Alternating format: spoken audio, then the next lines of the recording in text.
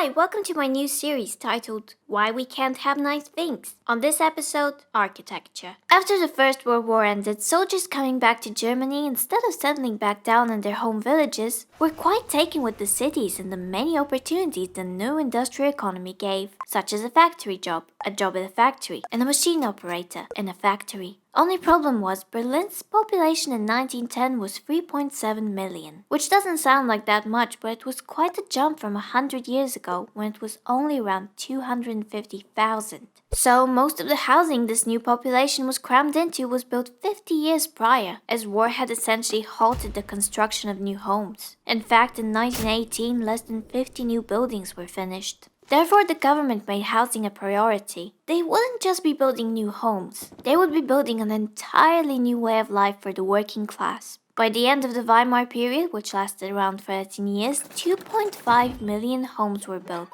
and every single design decision had incredible care and love for humanity poured into it. For the Weimar architect, humans deserve beauty. In fact, most of these architects, as well as the government, were convinced that living in comfortable, beautiful homes would actually make people better citizens, inspire personal growth, as well as encourage them to contribute to society. This was architecture that respects the working class. The slogan for these 2.5 million new homes was Licht, Luft, Sonne, light, air, sun. And they all kept people connected with nature. It was balance. The Berlin center was littered with tall concrete slabs, but the outskirts offered calm pastel colors, greenery, a freaking pond. That's tits. They weren't ornately beautiful buildings. Countries like the UK were fed up with the mass-produced goods of the industrial age, and the arts and crafts movement was reviving elements of the 17th century Baroque, which we first hear and think, hell yeah, Edwardian in England. Because fuck capitalism, am I right, fellow new age mullet-having socialists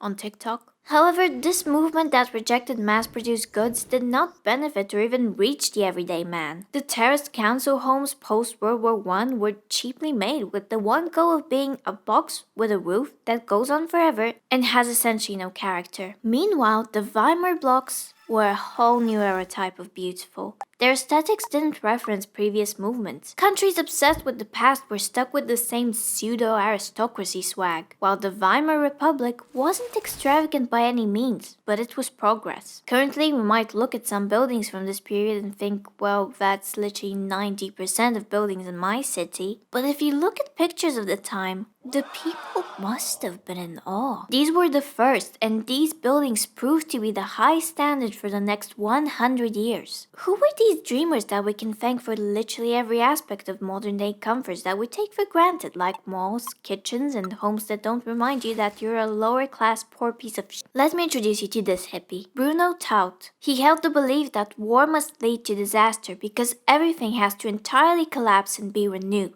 That being said, unlike most German boys his age, he did everything in his power not to participate in the war. His genius schemes for escaping enlistment included literally running from town to town. If they can't find me, they can't enlist me, declaring himself indispensable to the companies that employed him, and going on a hunger strike to become physically unfit to serve. He was an idealist, pacifist, possibly a hardcore commie that post-World War I went Ted Kaczynski on architecture and made this Alpine architecture, which was essentially his anti-war manifesto inspired by I forgot the name. It depicted everyone going Ted Kaczynski and forming a society in the Alps that has a hard-on for light and nature. It's a bit insane, culty, and somehow also involves space travel. But these key ideas, practical and aesthetic as a unity, as well as the hate for flat backdrop buildings, were still present in his non-fantastical works. Although struggling to find balance between artistic cult-like idealism and the practical social concerns, he was a reformist, interested most in council housing and the relationship between architecture and nature. Now, was he insane?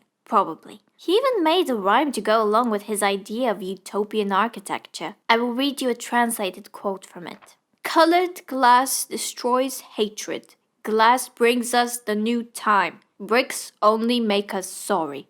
Even if he was a weird no man, he was the type of philanthropist architecture needed. While most occupied themselves with making war monuments, Taut instead focused entirely on housing that won't honor the deeds of soldiers, but will serve them and act as a bridge between war and peace. Ornate buildings that we think are beautiful in their excessiveness reflect completely different eras. Yes, they are impressive, stunning architectural achievements, but in the context of post-war times, they are nothing but frivolous. Taut wanted buildings that reflect the current era. Quoting Karl Friedrich Schnickel, art is nothing if it's not new. I really enjoy how most of his statements start off agreeable and then end a little extreme. For example, I quote, "Merely desiring utility without a higher idea is boredom, and causes quarreling and war." It's almost mystical and entirely idealistic, but his ability to balance utopian visionary ideas with the practical needs of low to mid-income groups gave birth to some of the most innovative buildings ever built. Now, I must share with you, I hate hippies. I hate them so much. But if all hippies followed Taut instead of Lenin, the world would actually be a better place. I really recommend reading more of his schizo shitposts. He is the sole focus of this video, however, I can't talk about him without also talking about Eric Mendelsohn, a fellow practical idealist who views technology the way Taut views nature. He writes in regards to the First World War, "We see the machines as the enemy of humanity instead of as our powerful tool that we need to master. It's unthinkable. We base our personal lives on some original and ancient fatherland instead of trusting the keys to modern times. For this modern time is our own time." You hear that, England? Mendelssohn is also the father of the department store. Remember this building? It's magnificent. Daytime light flows in, nighttime electric light flows out. Home to H&M, Subway, and Sephora. We can thank him for this masterpiece, but Walter Gropius, we can thank for creating the rest of the modern world. Art and the people must form an entity. Art shall no longer be a luxury of the few, but should be enjoyed and experienced by the broad masses. The aim is an alliance of the arts under the wing of great architecture. His most notable works include, guess what, the Bauhaus Art Institute. Bauhaus aesthetics endorsed simplicity, honesty, and purity. Ornamentation, grandiose elements, and pointless gesture were disguised as bourgeois excess and just plain bad art. Form would follow function. However, Gropius viewed architecture as a craft above all.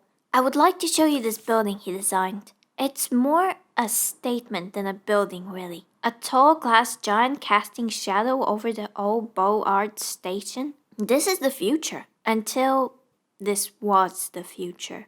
Gropius fled Germany in 1934 and became the head of the Harvard School of Architecture, replacing the traditional Beaux-Arts curriculum with his own. And although the average architect has an ego far larger than any concrete box they could ever design, they are not to blame for the current boring metal, concrete, and glass cityscapes. Because modernism, kids, is not capitalism. This is modernist architecture. This is capitalist architecture. This is cheap rip-offs, mass-produced factory-made, cold and void of character. It disguises its ugliness and tries to justify it using Bauhaus principles. But honestly, the Weimar architects' dreams have become corrupted by greed. And any creativity stopped with the rise of the Nazi Party, who wanted to build big, build fast, and build scary. Because Berlin was going to be the capital of the world after all. Gropius can be credited with so many of the modern things that we despise about architecture. The prefabricated units, cubism, flat roofs, and answering the question how many windows with a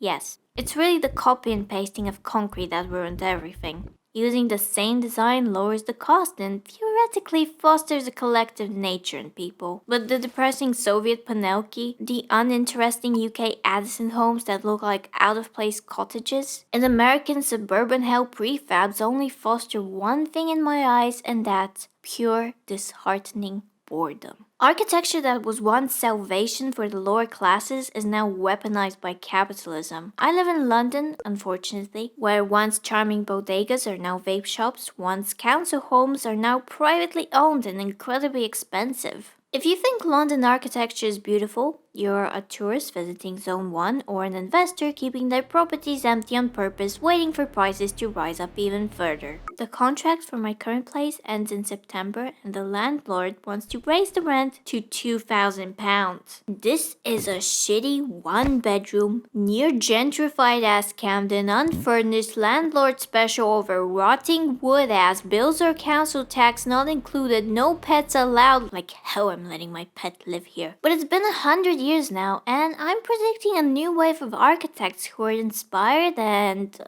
God damn it. Well, thank you for joining me on this first installment of the Why We Can't Have Nice Things series. I've been your host, The Poopy Show. Now, before I go, let me tell you the newest Turn 1 unbeatable Magic the Gathering WinCon combo. Okay, Swamp. Tap Swamp to play Dark Ritual for free floating mana. Soul Ring. Tap Soul Ring and use the rest of the floating mana to play Mastermind's Acquisition. Choose a card you own from outside the game and put it into your hand. I choose Vey, who has no mana cost, so I put her onto the battlefield immediately. What is your opponent going to do? Nothing. Cry probably, because they've lost. Yes, that's right. Gamer subs now have a trading card game. V-cards. Get it? They're VTubers, but it's a V-card. Haha. But more importantly, if you use code POOPY till the 28th, you will get 21% off on all items. So get yourself some of that pina colada, that's the best flavor, a new titty cup, I recently found out there's a black market for those things, and some V-card boosters, baby. I will patiently wait for Meeting Magic's invitation to join the show. Thank you, gamer subs, and thank you for using my code, because I get money that way, and I can argue to be printed as a secret rare in the future. That's all. Okay, bye.